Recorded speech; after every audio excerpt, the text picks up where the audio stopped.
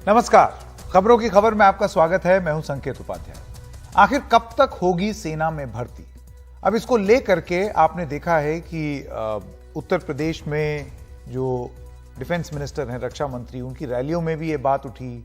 उसके बाद अब धरना प्रदर्शन भी हो रहा है, अलग अलग माध्यम से ये बातें भी कही जा रही हैं। दरअसल सेना भर्ती में हो रही देरी के चलते अब युवाओं का हल्ला बोल देखने को मिला है राष्ट्रीय राजधानी दिल्ली में।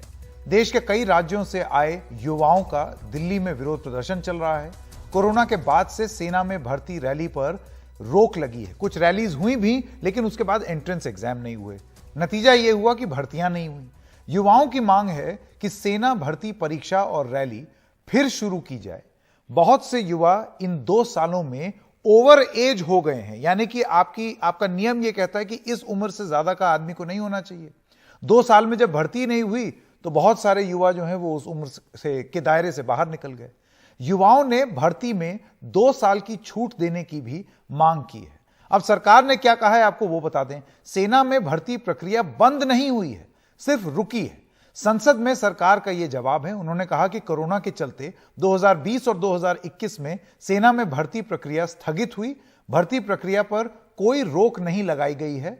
कोरोना का प्रकोप कम हुआ है, लेकिन यह अभी खत्म नहीं हुआ है। भर्ती रैलियों में बड़ी संख्या में उम्मीदवार जुटते हैं और कोरोना के संक्रमण को फैलने से रोकने के लिए भर्ती रैलियां स्थगित की गई हैं। अब आपको यह भी बता दें कि 28 मार्च को राज्यसभा में दीपेंद्र हुड्डा ने एक सवाल पूछा और उस सवाल के जवाब में सरकार ने क्या बताया यह आपके स्क्रीन पर है। उन्होंने बोला कि सेना में गैर अधिकारी वर्ग के 1 लाख से अधिक पद खाली हैं। नौसेना में 11,000 से अधिक पद खाली हैं। सेना में अफसरों के भी 8,000 से अधिक पद खाली हैं।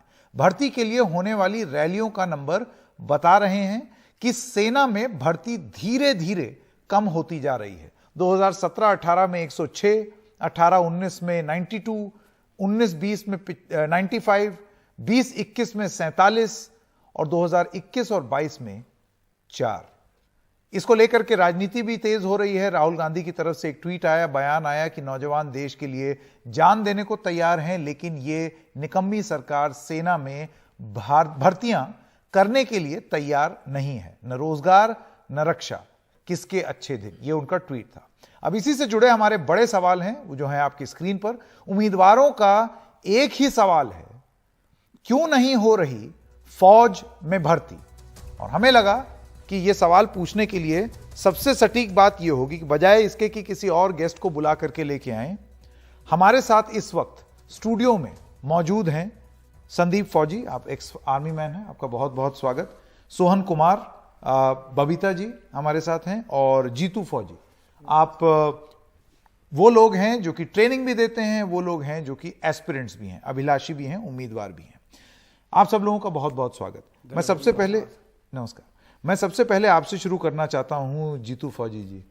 सर, मुख्य मांग क्या है? सर, सबसे पहले मैं एनडीटीवी का दिल से स्वागत करता हूं, धन्यवाद देता हूं कि इस मुद्दे को किसी भी न्यूज चैनल ने नहीं उठाया। काफी दिनों से परेशान हो रहे थे। कल का भी जो प्रोटेक्शन हुआ उसमें भी किसी ने हमारे को इस तरीके से बात रखने का मौका नहीं दिया, तो मैं आप लोगों का धन्यवाद करता हूं। अब मैं बताता हूं सर कि जो हमारी मांगे हैं, जिसकी वजह से रैलियां निकल रही हैं, प्रमुख 3 मांगे हैं सर। एक, सबसे पहले कि जो 2020 के अंदर भर्ती निकली थी उसका फिजिकल और मेडिकल ये कंप्लीट हो चुका है, उसका अभी रिटर्न नहीं हुआ, जिसके वजह से युवा भी ना तो इधर के रहे ना इधर के रहे। वो कंफ्यूज है कि कहीं उनको भी ओवर एज के कैटेगरी में ना रख दिया जाए। और जो दूसरा मांग है कि उन बच्चों का जो अभी भर्ती नई वाली भर्तियां नहीं निकली हैं, उन भर्तियों को प्रॉपर तरीके से एक डेट डिसाइड किया जाए कि जिसके हिसाब से वो मेहनत कर सके। पिछले 2 साल हो गए, 2020 के बाद जो अभी पेंडिंग भर्ती पड़ी, उसके बाद 21 और 22 एक भी भर्तियों का कोई भी क्लियर नहीं हुआ है। और तीसरा जो सबसे महत्वपूर्ण मांग है सर कि जो बच्चे 2020 और 21 में ओवर एज हो गए, क्या उनको ओवर एज का रिलैक्सेशन मिलेगा, क्या उनको दोबारा भर्ती देखने का मौका मिलेगा? इसके वजह से सर हमारे युवाओं के अंदर बहुत ज्यादा आक्रोश भरा हुआ है। और इसी 3 मांग को लेकर के हम लोग पूरे जंतर मंतर में भी और अभी मुखर्जी नगर जो बत्रा सिनेमा के नीचे हम लोग बैठे हुए हैं।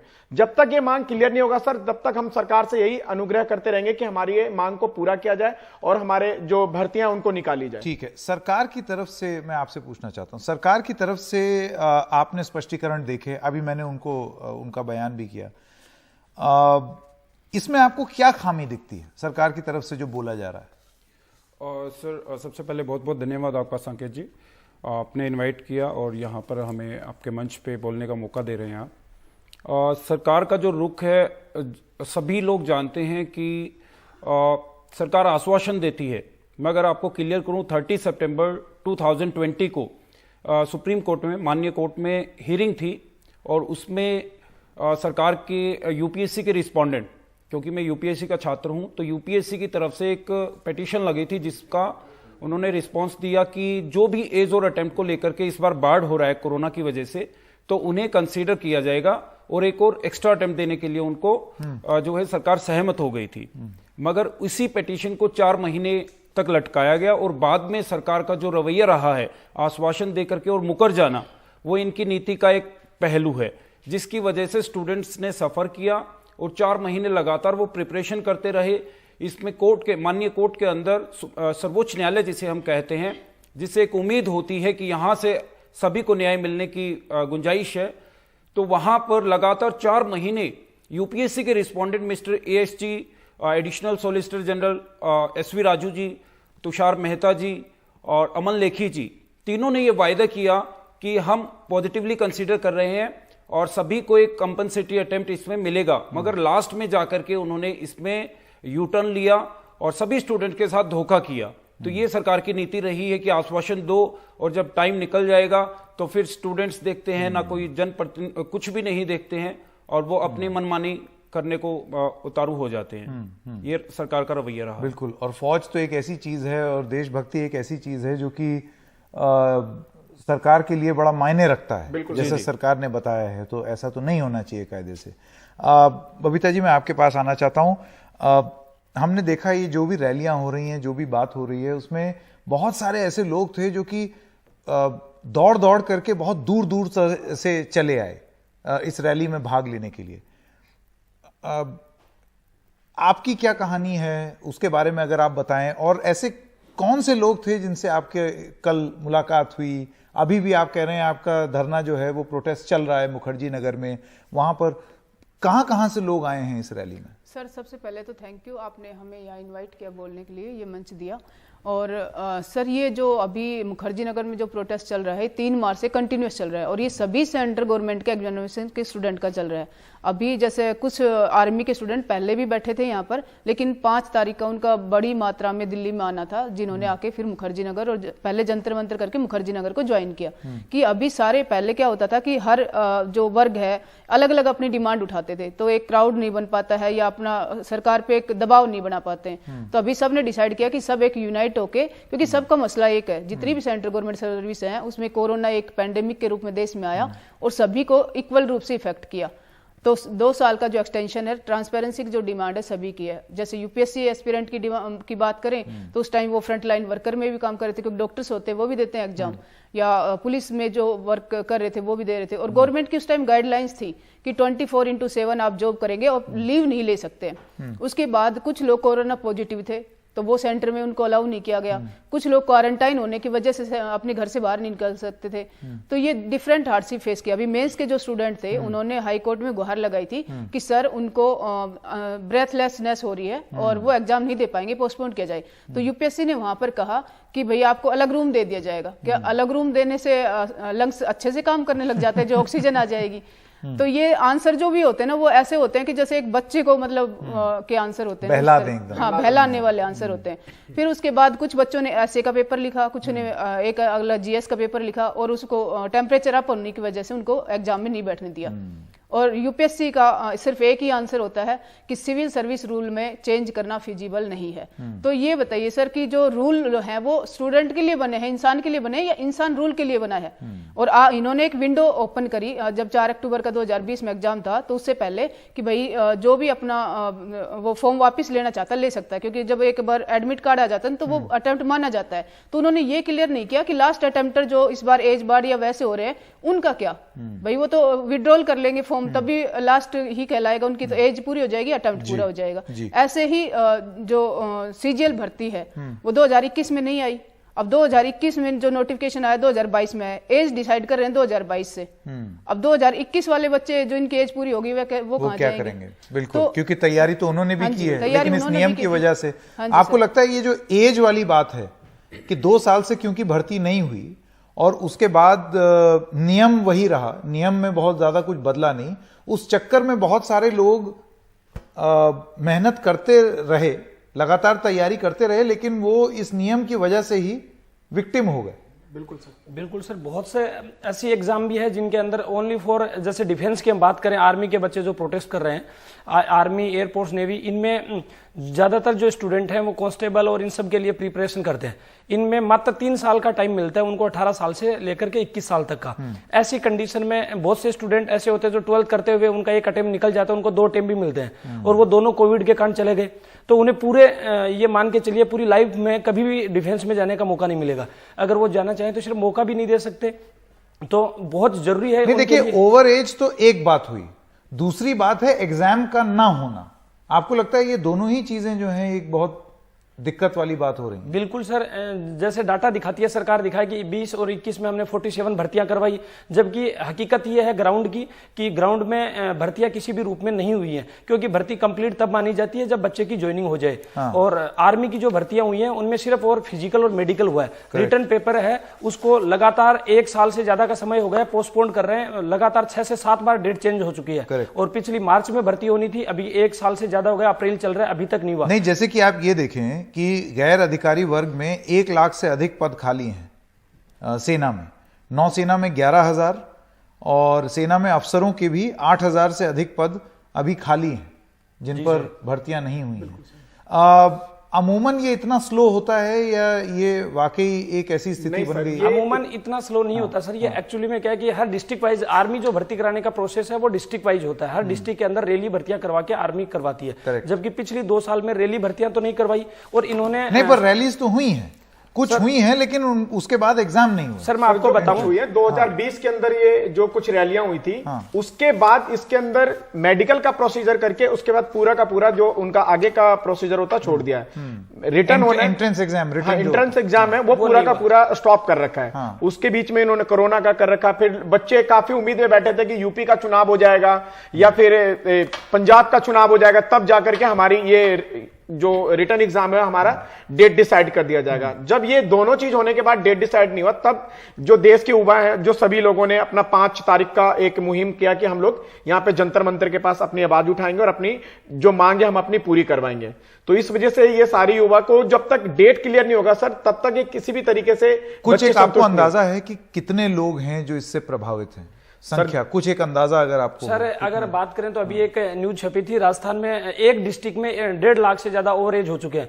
और सर जो भर्तियों का जो आंकड़ा दिखाया जा रहा है कि कुछ एक भर्तियां हुई हैं, वो मैं बताऊं आपको, वो भर्तियां हुई हैं ओनली फॉर रिलेशन की भर्तियां। आर्मी में 2 तरह के से भर्तियां होती हैं, एक भर्ती होती है रिलेशन की, जिसमें जिसके पेरेंट्स जो फोर्स में है, डिफेंस में है, वो सिर्फ बच्चे भर्ती देख सकते हैं। दूसरा होता है कि अमूमन आम पब्लिक है वो उस भर्ती को अटेम्प्ट कर सकती है। जो आम पब्लिक की जो भर्तियां थी उन्हें रोक दिया गया है। और ये जो 47 भर्तियां हुई हैं, ये टोटली भर्तियां वो हुई हैं जिनके पेरेंट्स पहले से डिफेंस में, सिर्फ मौका उन्हें मिल रहा है, बाकी आम पब्लिक को नहीं मिल रहा है।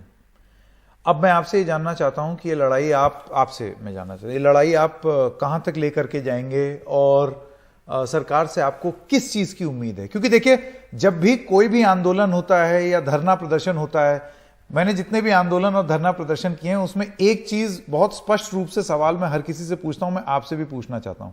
उम्मीद तो सरकार से ही है ना कि वो आपकी बात सुने, तो अभी भी आप उम्मीद लगाए हुए हैं, मैं मानता हूं, तो किस चीज की उम्मीद लगाएं?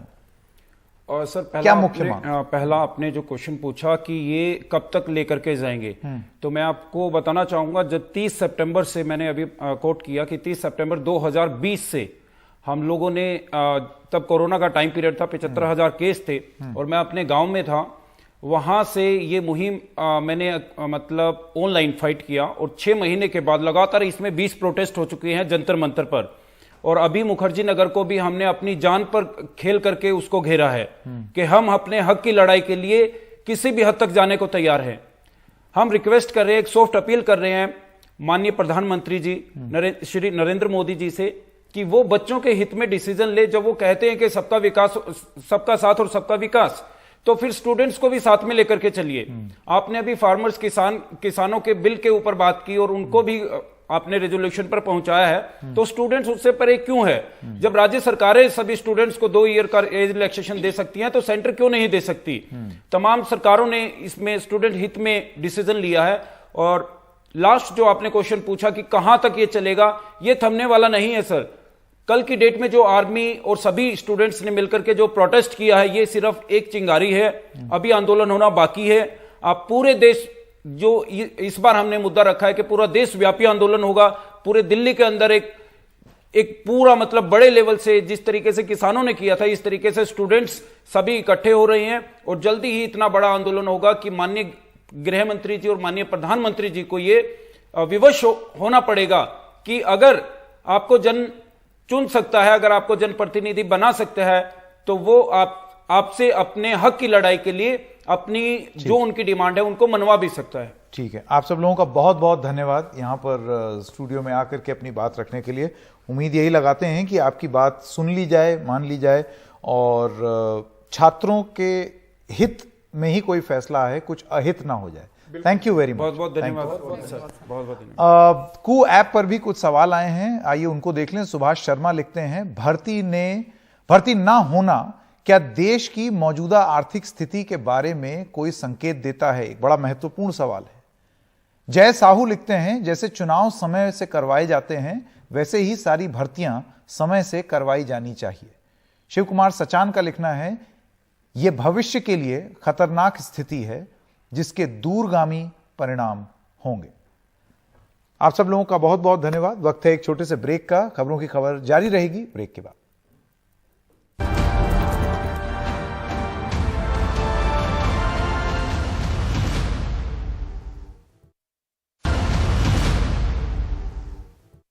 यहाँ प्रोटेस्ट के लिए आए थे, यहाँ आते ही डायरेक्ट बैठा लिया। हाँ अच्छा, हाँ जी। और क्या करने आए थे आप लोग यहाँ पे? आर्मी के अपना हक मांगने। अच्छा, तो कैसे, क्या जंतर मंतर जाना था, कहाँ जाना था? पता नहीं, हमें तो गेट नंबर 6 आना था बस। मैं दिल्ली का रहने वाला हूँ, इंदौर से स्पेशल आए थे हम और हमारी भर्ती नहीं दी जा रही। आतंकवादी थोड़ी ना जैसे हमें भर के बिठाया जा रहा है, और हमारी 2 साल की छूट दी जाए और हमें भारतीय सेना में भर्ती किया जाए। आज हम जंतर मंदिर पर आए थे, इन्हें आतंकवादियों की तरह धक्का दे के हमें बस में बिठाया गया। हम आतंकवादी थोड़ी ना, हम हक मांग रहे हैं, हम भीख थोड़ी ना मांग रहे हैं। इस देश के इतिहास में पहली बार ऐसा हुआ है, जवान के सामने एक बनने वाला जवान है। यहाँ बेकसूर हमें बसों में भर दिया गया है और ये लड़ाई बहुत तानाशाही की जा रही है, जबरदस्ती बसों में बैठाया जा रहा है।